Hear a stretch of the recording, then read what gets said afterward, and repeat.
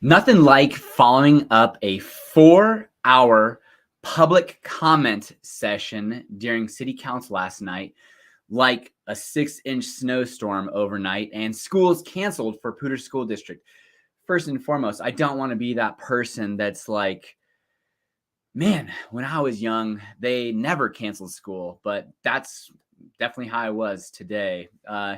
Expectations were 6 to 12 inches, and we received the 6 inches side of things. It was a little slushy and a little heavy, but really nothing too concerning if you ask me. This is the Live in Fort Collins weekly recording. We are going to go over some of the things that have happened over the last week, city council items that happened on Tuesday night, a quick rundown, some developments under review, and then a focus on a neighborhood this week. And a person reached out and requested Brown Farm. So we are going to be giving a spotlight on Brown Farm and also showing a map on where that is. But today I was having a conversation with somebody who's moving here from California, and some of my videos in my past, I've talked about how you can expect 7 snowstorms. And a storm, in my opinion, is over 2 inches because that requires our properties to be shoveled. And 14 snow shovels, 7 to 10 storms, 14 to 20 snow shovels on a yearly basis. And man, while we didn't get snow really up until the end of October, beginning of November, and it was really dry, really awesome kind of fall throughout, we've been smashed, it seems, since the beginning of December and into January. And he just calls me and he says, man, what happened to the 7 to 10 storms? And I'm like, yeah, I don't know. It was maybe we had a really low season in 2021 and 2022. We had 7 days of snow at the beginning of winter, in the end of 2021 year, beginning of that winter season. And up to this point, we've had 15 days of snow. And that is calculated just literally any type of snow accumulation on the ground. So we've had double, but I think we're kind of more seasonally normal comparatively to the super dry year, which was the 21-22 winter. Some kind of fun stuff jumping in is that New Belgium is doing a remake on their Fat Tire Ale. And let's see here. Oh, let me pull this up real quick. On their Fat Tire Ale, they're doing it. They're kind of doing a rebranding, a new recipe, and it just came out. And I'll jump on what it looks like for you guys. It is me. I should have had this pulled up, but I thought I did. Here we go. They're doing a rebranding, and Fat Tire. My first experience with Fat Tire was actually when I was in high school, and we played beer pong at my dad's house. And the only beers that he had was Fat Tire. But anyways, kind of going with a new brand, carbon neutral. They're very excited about this first one, that has been tested as carbon neutral, and it's been a 32-year-old recipe. So excited for New Belgium to rock that. And from there, Connections had a big article in the Colorado in this last week. I'm all about Connections. I'm streaming it right now. I've given people examples of my stream while I was on Comcast, 15 megs up, 25 down, and now having Connections gigabyte speed for under right at $80 a month. And it's phenomenal. But they are behind schedule and ahead of or beyond budget as well. They estimated that the project was going to take about $109 million starting in 2018 and take 4 years, finish by the end of 2022. We are currently at right around $158 million, and it will be finished by March of 2023 for all residential non-apartment complex users. The take rate, which is the users, currently right around 13,000. They were hoping for about 19,000 users by this time, but is kind of jumping between 28 to 32%, and their hope was 35%. Now, if you haven't had or used Connections, I highly recommend it and implore you to support the city municipality. It's a great service, very affordable, and phenomenal internet.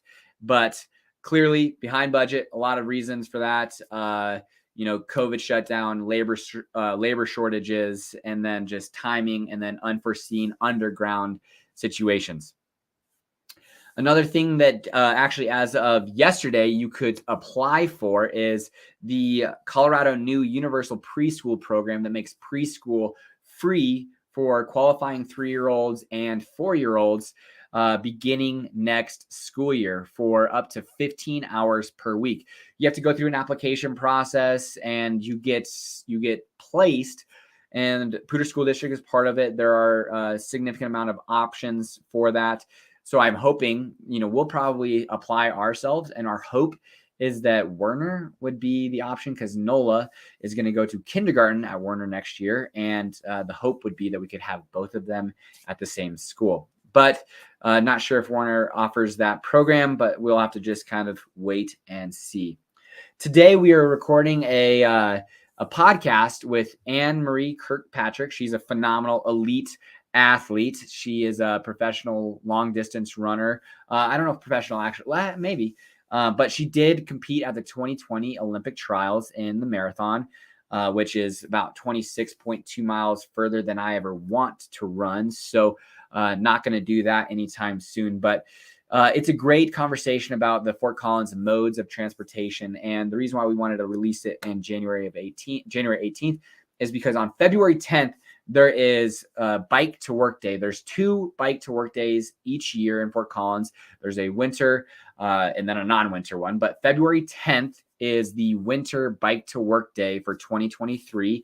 There's going to be around 60 stations throughout Fort Collins. When they started this program, they had 3 stations.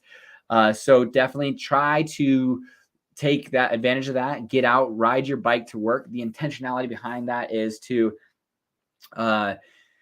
just push an individual to look at not using their vehicle one day a week, and show how possible and practical it is within Fort Collins. Definitely feel free to watch one of my videos of past that I talked about how I did 5 or an entire week of no vehicles and just rode my bike. It was pretty difficult because I work downtown, live southeast side of town. Definitely like to work out in the mornings and then go to work. So it was an ordeal, but very possible. And Fort Collins continues to get better bike trails, and public transportation is in the works, all that good stuff. The city council meeting last night. Let's jumping into city council meeting. There was a ton of public comment. 4 hours of public comment, and a lot of it was about 90% of it was around the land development code that has since been repealed, with the intention of being reworked and resubmitted in front of city council with a lot more public outreach, and then hopefully subsequently approved, and no pushback from the city, or at least very minimum comparatively to what this was. The other 10% really was around this rental regulations that we're going to look at, requiring landlords to register their rental properties, and then have an inspection every 5 years. The kind of qualms about it were that the budget was not practical, the timeline wasn't going to work, and why are we doing something when there's only such a small percentage of issues? So that got put down indefinitely, suspended indefinitely, with a 6-1 vote on city council. So those were kind of the 2 big things. Another topic that I didn't really dive into was adjusting the cell tower master plan. My hope is that, based off of some of the information that's come over the last few weeks, that they continue to try to make cell service expedited and better, because I know it is an issue. I don't think it's that big of an issue. I know it's an annoyance, but the news put out, or I think it was like CBS that put out a video that was just talking about how this is life-threatening. And I don't want to say that it's not, because maybe there is a drop call in an emergency situation and bad stuff happens.